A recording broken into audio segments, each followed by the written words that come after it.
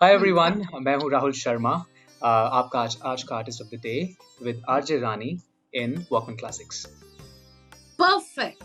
So yes, हमारा Indian music जो है वो जिस तरह से सिर्फ नेशनल नहीं बल्कि इंटरनेशनल है, बिल्कुल उसी तरह हमारे आर्टिस्ट भी हैं। अभी एक ऐसे ही आर्टिस्ट इस बार मैं लेकर आई हूँ इन वॉकमैन क्लासिक, जिन्होंने हमारे म्यूजिक को इंटरनेशनल लेवल तक पहुंचाया। सो इंडियन अमेरिकन आइकन, ये that was the name of the show, जिसके आप फर्स्ट रनर अप हुए थे। सो थोड़ा सा लेट सही, बट कंग्रेचुलेशंस। सो ये कब की बात है राहुल? Thank you. ये एक्चुअली 2017 की बात है, और तब मैं बहुत सीरियसली परस्यू करना चाह रहा था सिंगिंग को। एंड मैं देख रहा था कि क्या प्लेटफॉर्म है, किस चीज़ में मैं जा सकता हूँ, अपना सिंगिंग टैलेंट दिखा सकता हूँ। तो उस वक्त मैं काफ़ी ढूंढ रहा था, एंड तभी मुझे इंडियन अमेरिकन आइकन का पता लगा वहाँ पर यूएस में। एंड मैंने उसमें आई गेव माई मैंने अपना ऑडिशन दिया और मैं सिलेक्ट हुआ, और साथ ही साथ मैं उसके फाइनल तक भी पहुंचा एंड रनर अप का टाइटल्स भी जीता। तो वहाँ से मेरी जर्नी तो मेरी बहुत बचपन स्टार्ट हो गई थी, बट वहाँ से आप समझिए आई स्टार्टेड परसुइंग सिंगिंग। बहुत सीरियसली मैं वहाँ से सिंगिंग की तरफ रुझान मेरा बचपन से ही था, पर मैंने सोचा ये इसमें अब थोड़ी मेहनत करनी चाहिए।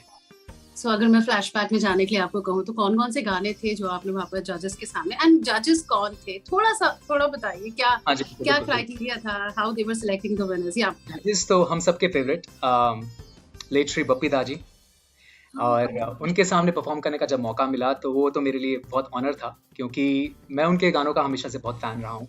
तो वो जज थे, और वहाँ पर मैंने उनके सामने कई सुखविंदर सिंह जी का गाना गाया, रमता जोगी, और पिया गाने का मौका मिला उस्ताद राहत अली खान का। सो उन्होंने और मेरे लिए सबसे अच्छी बात ये भी है कि उन्होंने उठ के मेरे लिए वो जो तारीफ़ की थी कि मेरी आवाज़ के बारे में, जो उनको बहुत अच्छी लगी थी, वो मेरे लिए बहुत मेमोरेबल है, जो आज तक मैं अपने दिल के करीब रखता हूँ। क्योंकि ऐसे लोगों के सामने परफॉर्म करने का जब आपको मौका मिलता है और उनसे जब तारीफ़ सुनने को मिलती है, तो डेफिनेटली आपका और मनोबल बढ़ता है और इंकरेजमेंट मिलती है आगे के आपको। एब्सोल्युटली। सो उनके साथ वैसा ही था जर्नी, और वहाँ से बस मैंने फिर स्टार्ट किया, और जितना मेरे इतने फेवरेट आर्टिस्ट्स हैं उनके सारे गाने कोशिश करता था कैसे उनका स्टाइल पकड़ूं, कैसे उनकी अदाकारी देखूं, उनका अंदाज, पुराने सिंगर से लेकर अभी तक के। तो मैंने हर एरा को बहुत एंजॉय किया है और सीखने का मौका मिला है। अब हर दशक आप देखेंगे, हर डेकेड को आप देखेंगे, तो मैंने ट्राई किया है कि मैं जितना से जितना सीख सकता एक आर्टिस्ट से, तो मैंने वो कोशिश की अभी तक यहाँ तक। और चाहे कोई भी एरा हो, हर आर्टिस्ट ने जिसे कंपोजर से सीखने की कोशिश की है, या जिसने जिन्हें अपने आप में महसूस किया है, वो है पंचम दा। तो यहाँ राहुल हमारी रिक्वेस्ट पे आज पंचम दा का बर्थडे भी हमारे साथ सेलिब्रेट कर रहे हैं, एक म्यूजिकल ट्रिब्यूट दे रहे हैं। तो वो आवाज जिसकी बड़ी तारीफ हुई सात समंदर पार, उस आवाज को सुन लेते हैं। पंचम दा का कौन सा गाना सुना रहे हैं आप? मैं सबसे मेरा फेवरेट सॉन्ग जो है मैं वो गाना चाहूंगा, गुलाबी आंखें। और वो मोहम्मद रफ़ी साहब की आवाज़ तो सबको पता ही है, तो मैं डेफिनेटली मैं चाहूंगा वो गाना गाऊं। और ये गाना बहुत इंटरेस्टिंग है, क्योंकि ये गाना ऐसा लगता है जैसे पंचम दा, किशोर दा से भी गवा सकते थे, बट जिस तरह से रफ़ी साहब के साथ उन्होंने एक्सपेरिमेंट किया, दैट वाज वंडरफुल। हो जाए, लवली लवली। तो ये लिंक 1 है, 7 more to go। Alright, okay, perfect. Rahul Sharma मेरे artist of the day in Walkman classic, इनके साथ मैं लेकर आई हूँ एक म्यूजिकल ट्रिब्यूट हमारे अपने पंचम दा को। तो पंचम दा के गाने तो ये सुनाएंगे ही, बाकी जी इन्हें समझने की कोशिश रहेगी अगले कुछ घंटों में। सो आपने बताया कि आपका जो म्यूजिकल सफर है वो बहुत पहले शुरू हो गया, तो कितने पहले शुरू हो गया था, कितने छोटे थे जब आपने सानी धापा शुरू कर दिया था? सानी धापा तो थोड़ा सा बाद में हुआ, बट मैं एक म्यूजिक फैमिली से हूँ। मेरे फादर जो हैं, मेरे पिताजी, वो म्यूजिक कंपोजर रह चुके हैं दिल्ली में, और 30 साल तक उन्होंने काफ़ी यूज्ड टू कंपोज म्यूजिक। और मेरी मॉम जो हैं ऑल इंडिया रेडियो की ग्रेड ए आर्टिस्ट रह चुकी हैं, तो वो सिंगर हैं। और मेरे डैड म्यूजिक कंपोजर, बट मेरे फादर का हमेशा कहना था कि तुझे ना इंस्ट्रूमेंट सीखना चाहिए कोई, क्योंकि इंस्ट्रूमेंट बजाना जरूर आना चाहिए। तो मेरा जो स्टार्ट हुआ वो घर में सब कुछ देखते हुए हुआ, जैसे वो जो भी घर में म्यूजिक प्रोडक्शन होता था, कंपोजिशंस होती थी, पर वो चाहते थे कि मैं वायलिन सीखूं। तो वायलिन सीखने से मेरा म्यूजिक का स्टार्ट हुआ, और मैंने 6 साल वायलिन सीखा दिल्ली स्कूल ऑफ म्यूजिक में। वहाँ से स्टार्ट हुआ था, पर मेरा हमेशा रुझान जो था सिंगिंग की तरफ जाता था। अपनी मॉम को देख के मेरा हमेशा मन करता था मैं गाऊं। धीरे धीरे करके वो मैं उस तरफ आकर्षित हुआ कि मुझे सिंगिंग करनी चाहिए। मुझे ऐसा लगता था कि शायद मैं गा सकता हूँ। और बस वहीं से बचपन से स्टार्ट होते उसके बाद इंस्ट्रूमेंट तो छूट गया, बट मैंने गाना गाना ज़रूर पकड़ लिया, और वहाँ से फिर मेरा रियाज शुरू। पापा मम्मी से सब कुछ, अपने पेरेंट्स से जितना मैं इंस्पिरेशन ले सकता था, जितना उनसे सीख सकता था, मैंने कोशिश की, और अभी तक सीख ही रहा हूँ इनफैक्ट। वाओ, अच्छा, so now when you know music, now when you know your kind of music, अभी आपको लगता है कि, अच्छा पहले तो ये बताइए, जब आपको ये कहा गया, ये तो मैं भी मानती हूँ कि एक म्यूजिकल इंस्ट्रूमेंट सबको आना चाहिए, क्योंकि आपकी सोल को वो ठहराव जो है वो इंस्ट्रूमेंट देता है, बट क्या चॉइसेस थी सामने के कोई भी उठा लो? नहीं, चॉइस नहीं थी। मेरे फादर थोड़े स्ट्रिक्ट थे कि वायलिन आना चाहिए, वो ऐसा इंस्ट्रूमेंट है। ऐसा क्यों? I really want to know, ऐसा क्यों? उनका भी अपना एक एक्सप्लेनेशन होगा जो मुझे ऐसा लगता है कि उनको बहुत शौक था उस इंस्ट्रूमेंट का, वायलिन का उनको बहुत शौक था। मेरा पहले मुझे लगता था कि मुझे गिटार सीखना चाहिए, बट मुझे हमेशा थोड़ा सा ये पुश मिला कि नहीं, आपको वायलिन करना चाहिए। वायलिन मैंने किया भी, पहले मैं रेजिस्ट करता रहा उसको करने के लिए, और उसके बाद जब मैंने करना शुरू किया तो मुझे बहुत अच्छा लगा भी। बट वो कहते हैं कि हमेशा मेरा इंटरेस्ट सिंगिंग की तरफ रहा, बट इसलिए मैंने 6 साल तो ज़रूर सीखा, बट वो करते करते वो एक रास्ता ऐसा बना कि मुझे सिंगिंग से ही इतना प्यार हुआ कि मुझे लगा कि मुझे वही करना चाहिए, और उसी पे focus. But I am sure वो वायलिन ने भी आपकी सिंगिंग में कहीं ना कहीं उसे एनहांस किया, आपकी स्किल्स को बेटर बनाया। वो मैं हमेशा अप्रिशिएट करता हूँ जो भी म्यूजिशियंस हैं, क्योंकि उनको जिस तरह की नॉलेज होती है, उनको जिस तरह की समझ होती है म्यूजिक की, वो भी समझना बहुत जरूरी है, और उससे डेफिनेटली हेल्प होती है। Absolutely. अब इंस्ट्रूमेंट्स की बात हुई तो उसके तो मास्टर थे हमारे पंचम दा, know what not, Indian instruments कह लीजिए, वेस्टर्न इंस्ट्रूमेंट्स कह लीजिए, कितने नए इंस्ट्रूमेंट्स, एंड वो तो किसी से भी म्यूजिक निकाल लेते थे सो उसकी बात करेंगे, बट वायलिन या गिटार, पंचम दा का किसी एक ऐसे इंस्ट्रूमेंट वाला कोई सिग्नेचर सॉन्ग हो जाए, व्हाट डू यू से? गिटार पिक करूंगा मैं फिर से तो उसके जब गिटार को याद करता हूँ तो बिल्कुल जो क्लासिक इंट्रो होता है गिटार के साथ, एवरग्रीन सॉन्ग, वो होता है आपका नीले नीले अंबर, तो मैं डेफिनेटली गाना चाहूंगा वो। Lovely, perfect, very nice. Alright, link 3, Rahul Sharma, मेरे artist of the day, Walkman classic, इनसे चल रही है बातें, और अभी बात हम करेंगे इनके लेटेस्ट प्रोजेक्ट की भी, और अचीवमेंट की भी बात करेंगे। ठुमक नाम है ना गाने का? हाँ जी। ओह नाइस, ऑलराइट, सो ये इनका नया गाना है ना, इसके बारे में बात करेंगे, लेकिन आपको मैं बता दूं कि मेरी रिक्वेस्ट मानी इन्होंने, और पंचम दा को ट्रिब्यूट देने के लिए आज ये मेरे शो पर आए हैं। सो राहुल, जब आपको ये रिक्वेस्ट आई तो मतलब जैसे अभी आप बता रहे थे, मुझे बचपन में पापा कहते थे यही करना है वैसी वाली फीलिंग तो नहीं आई? नहीं, वैसी वाली फीलिंग बिल्कुल भी नहीं आई मुझे, क्योंकि जैसे मैंने आपको बताया कि मैंने हर एरा से कुछ सीखने की कोशिश की है, और हालांकि मैं 80s में बॉर्न हुआ हूँ, पर I have gone back to, मुझे लगा कि यार 50s का भी सुनना है, 60s का भी सुनना है, 70s का भी, और मैंने हर आर्टिस्ट को उसकी खूबी के लिए मैंने उनके गानों को सुनने की कोशिश की है।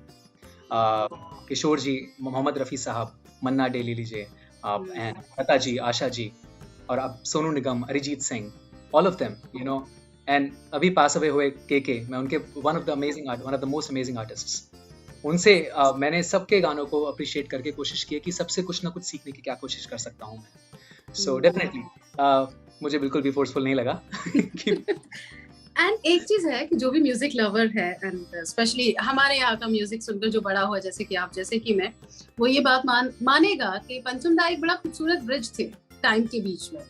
यू नो, एक तरफ उन्होंने बड़े बर्मंदा का जो वो क्लासिकल है उसको भी अपने आत्मा में बना कर रखा था, और कहीं ना कहीं बड़ा उनका विजन भी आगे बड़ा फ्यूचरिस्टिक था, वो सामने की चीजें बहुत पहले भाप लेते थे, you know, when it comes to music. तो वो वक्त जो ठहर जाता था पंचम दा के म्यूजिक के साथ, वो हम मिस करेंगे, you know. What do you think as a composer, क्योंकि आप म्यूजिक में हैं, आपने सीखा भी है, आप करते भी हैं, आपके घर का माहौल वैसा था, what is that one unique thing about पंचम एंड पंचम्स म्यूजिक? उनका रेंज, आपने जिस तरह से बोला, विजन, उनका सोचने का तरीका, उनको पता है कि किस तरह का माहौल है, किस तरह का एटमॉस्फेयर है, किस तरह का मूवी है, किस आर्टिस्ट पे पिक्चराइज हो रही है। संजीव कुमार साहब लेंगे तो उनके उस तरह के गाने, अब उनको पता है सडनली उनको एकदम एक रेंज लेनी, आइटम सॉन्ग, एक कैबरे सॉन्ग बनाना है, तो वो भी किया, जिसमें हमारी सबसे मशहूर हेलन जी, जिन्होंने कितने उनके लिए गाने किए हैं। आशा जी ने गाया तो कम्प्लीटली ऐसे गाया कि एकदम item songs, all those cabaret songs. फिर लता जी के लिए ऐसे गाने कि हम अभी भी याद करते हैं, बड़ा ठहराव, सब कुछ। तो उनका जो रेंज था कि आप जिस तरह का मूड एटमॉस्फेयर, और वो बहुत फ्यूचरिस्टिक विजन था जो आई थिंक बहुत कम म्यूजिक कंपोजर्स में मिलता है। वो उनका ऐसा था कि उन्होंने वेस्टर्नाइज भी कर दिया कितने सॉन्ग्स को, आप देखेंगे वो डिस्को सॉन्ग्स और वो सारे ड्रम्स एंड बैंड कल्चर और जो सब जिस तरह से उन्होंने इंस्ट्रूमेंट्स का इंट्रोडक्शन दिया है। शोले के गाने, Mehbooba, one of the most unique and evergreen songs, people would still remember that, आज भी उनके गानों को याद किया जाता है। तो वो जो रेंज थी, वो रेंज इतनी यूनिक थी, आई थिंक वो पाना मुश्किल है। वो उसको दोबारा से रेप्लिकेट करना काफी मुश्किल है। तो अब इतना कुछ सुना दीजिए, अब इतनी तारीफ हुई, कुछ सुनना है। क्या सुना रहे हैं? मैंने अभी बातों में आपको संजीव कुमार साहब का नाम लिया और उसी से मुझे गाना याद आता है, तेरे बिना जिंदगी से कोई शिकवा नहीं। ब्यूटीफुल, हो जाए, लवली। लाइन 4 वॉकमैन क्लासिक आप सुन रहे हैं, यहाँ याद करते हुए पंचम दा को। मेरे artist of the day Rahul Sharma है मेरे साथ। तो पंचम दा के म्यूजिक, उनके गानों की बात तो हो ही रही है, इनके गाने की बात हो जाए भाई। सो बताइए, ठुमक के बारे में बताइए।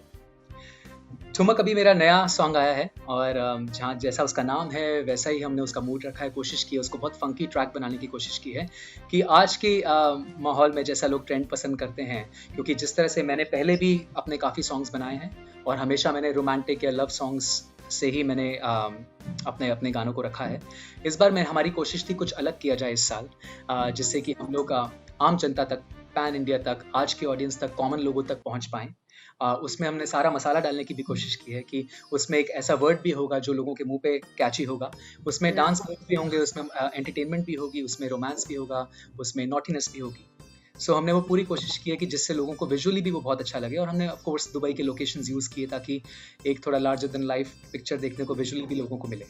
सो वो पूरा एटमॉस्फेयर क्रिएट करने की हमारी कोशिश थी इस बार। तो ठुमक अभी 14 जून को रिलीज हुआ है और आई होप लोगों को पसंद आए, तो हम लोग पूरी कोशिश कर रहे हैं।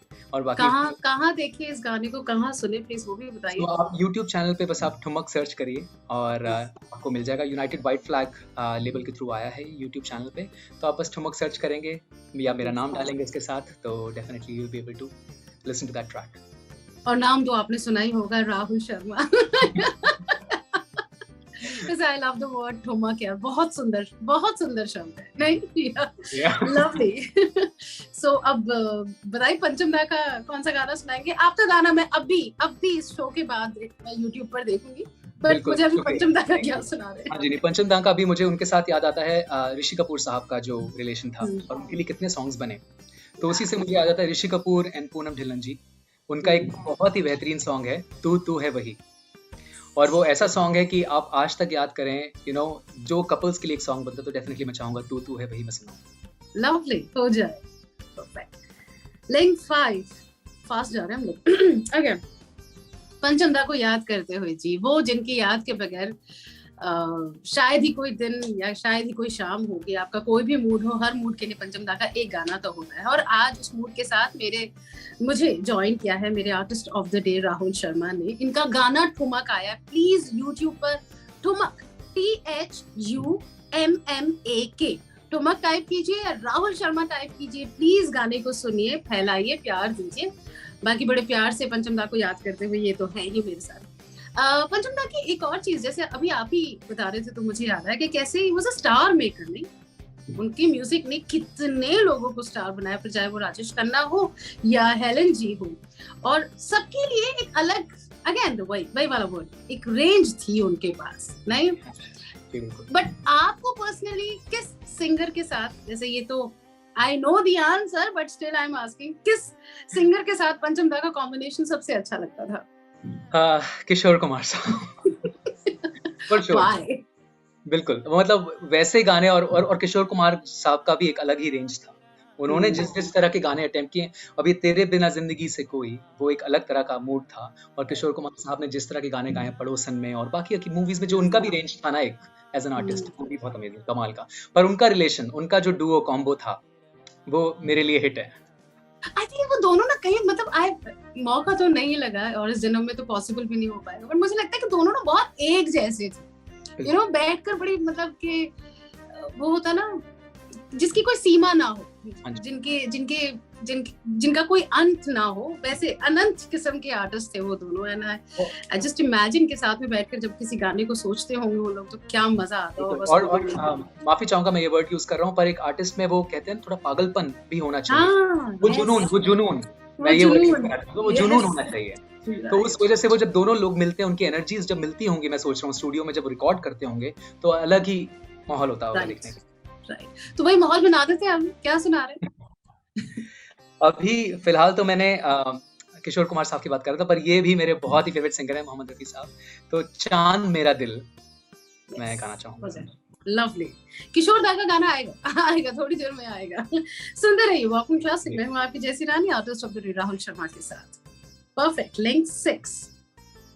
बढ़िया बातें हो रही है जी। पंचम दा को याद करते हुए, उनके म्यूजिक को याद करते हुए, उनके जो एसोसिएशंस रहे हैं उनको याद करते हुए, और साथ में राहुल शर्मा मेरे आर्टिस्ट ऑफ द डे बातों से उनके गाने निकाल कर हमें सुना रहे हैं। तो एकदम पंचममय माहौल है आज मेरे वॉकमैन क्लासिक का।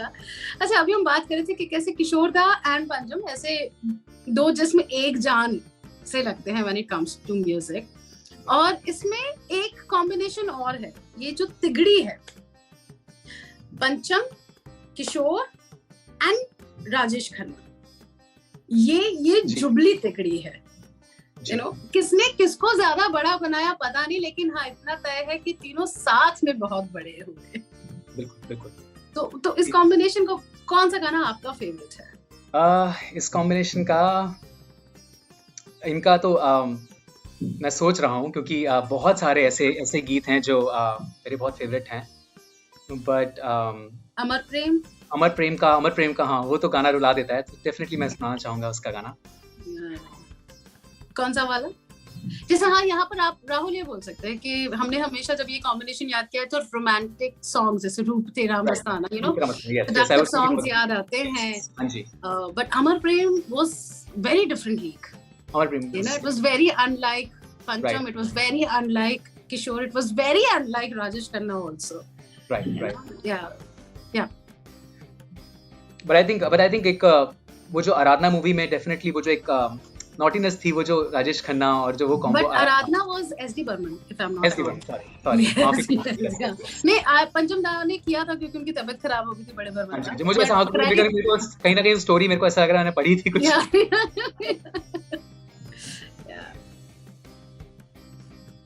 तो मैं 1 मिनट, इतने सारे सॉन्ग्स हैं कि मैं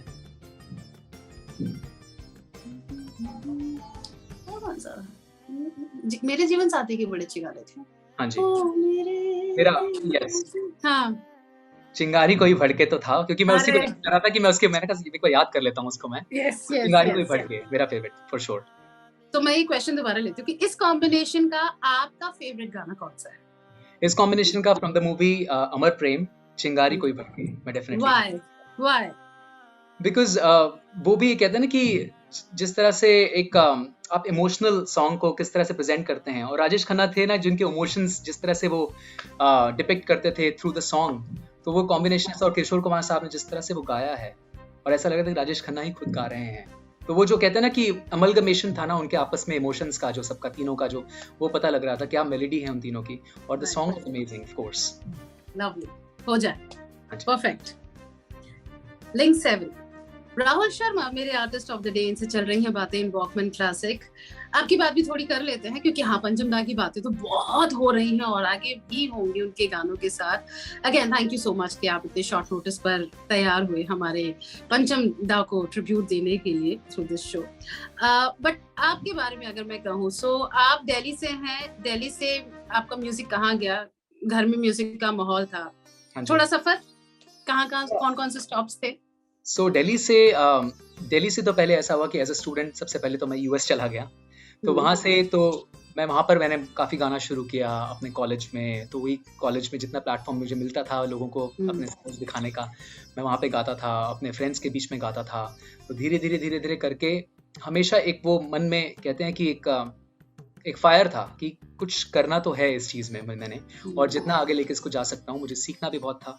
तो थोड़ा टाइम लगा, क्योंकि प्रोसेस थोड़ा मुश्किल ही होता है हर आर्टिस्ट का कुछ भी करने के लिए, और अभी भी प्रोसेस चल ही रहा है मेरा। तो अभी भी बहुत कुछ अचीव करना बाकी है। तो दिल्ली से यूएस पहुंचा, यूएस से चलते चलते जब मैं इंडियन अमेरिकन आइकन में मुझे मौका मिला, वहाँ से थोड़ी और हिम्मत बढ़ी, थोड़ा और एनकरेजमेंट मिली कि आगे कुछ करना चाहिए इसमें। बस वहीं से थोड़ा सारे बॉलीवुड सॉन्ग्स को लेकर परफॉर्म करना शुरू किया, शोज करने शुरू किए, अपने गाने बनाने शुरू किए, अपने ओरिजिनल म्यूजिक करना शुरू किया, वीडियोस करने शुरू किए, और ऐसे करते करते अभी यहाँ पर तक है। तो 10 साल का प्रोसेस, पर लास्ट 5 साल काफ़ी मुश्किल भी रहे हैं। और मैं इंस्पिरेशन लेता हूँ बहुत सारे आर्टिस्ट से, अपने पेरेंट्स से। कोशिश पूरी मेरी जारी रहती है। तो बस यही मेरी जर्नी है। राहुल का नया गाना आया है ठुमक, जो आप YouTube पे देख सकते हैं। I really request you all कि प्लीज उस गाने को देखें, प्यार बढ़ाएं, उस गाने को प्यार दें बहुत सारा। अच्छा, एज एन आर्टिस्ट राहुल, एक डेकेड आपने उसके साथ जिया है, कौन सी चीज सबसे ज्यादा जरूरी है to be an artist, not to be a successful artist, I am saying to be a artist? कौन सी चीज सबसे ज्यादा जरूरी है? सबसे ज़्यादा ज़रूरी है कि आपको ये पता होना चाहिए कि आपका सीखना, आपका लर्निंग कभी बंद नहीं हो सकता, और एक डिसिप्लिन होना बहुत ज़रूरी है। और अगर आपको 2-3 चीज़ें हैं वैसे तो, एक चीज़ बहुत ज़रूरी है कि आपको अपना क्रिटिक होना बहुत ज़रूरी है, आपको एक डिसिप्लिन होना बहुत ज़रूरी है। और ऐसा कभी भी नहीं हो सकता कि आर्टिस्ट की एक लर्निंग बंद हो जाए, वो कभी भी नहीं हो सकता। एक आर्टिस्ट को हमेशा सीखना ज़रूरी है। Being humble and being open to learn, वो आपको चाहिए कि आप हमेशा कोशिश करें कि जितना आप सीख सकते हैं उतना आप करें, और बस सर झुका के चलते रहिए। I think that's me. I think that's me, having that humbleness and being disciplined. आपको वो बहुत जरूरी है। Beautiful. अब मैं रो दूंगी, उससे पहले कुछ गाना सुना दो। इससे I really feel the same कि आप दुनिया में बहुत कुछ बन सकते हैं। जी। Try to be kind and humble. Yeah, exactly. Yes. पंचम दा का गाना। पंचम दा का गाना मेरा बहुत फेवरेट है, और ये मैंने बहुत गाया है। तो इसमें रणधीर कपूर साहब एंड जया बच्चन, और मेरा नाम भी है इसमें। अच्छा। Got it. So जाने जा ढूंढता रहा, मैं गाना चाहूँगा। अच्छा, ओ सॉरी, मेरा नाम वाला कार्ड थे ना कृतिका, वो ये जवानी है दीवानी। आपका नहीं, ये जवानी नहीं बोला ना जी। मैं सॉरी। वहां से दोबारा बोल दीजिए, रणधीर कपूर साहब है इसमें। या हाँ जी, तो मैं जो गाना गाना चाहूंगा उसमें है रणधीर कपूर साहब, जया बच्चन जी। तो उनका बहुत ही आइकॉनिक सॉन्ग है जाने जा ढूंढता रहा। ब्यूटीफुल, हो जाए। राहुल शर्मा मेरे artist of the day in Walkman classic, देते हुए पंचम दा को म्यूजिकल ट्रिब्यूट। उनके गाने तो सुना ही रहे हैं, बातें चल रही हैं हमारी। एंड इनका नया गाना आया है ठुमक। मैं रिक्वेस्ट करूंगी कि प्लीज उस गाने को यूट्यूब पर जाएं, ठुमक टाइप करेंगे THUMMAK, या राहुल शर्मा नाम तो सुना ही होगा, बस टाइप कीजिए, गाना सुनिए और प्लीज उसे अपना प्यार दीजिए। बाकी thank you so much Rahul कि आप आए और आप हमारे आज के इस स्पेशल शो का हिस्सा बने। एंड क्या गाने सुनाए यार आपने। जाते जाते पंचम दा के लिए क्या कहेंगे? And whatever you want to say, like mic आपका।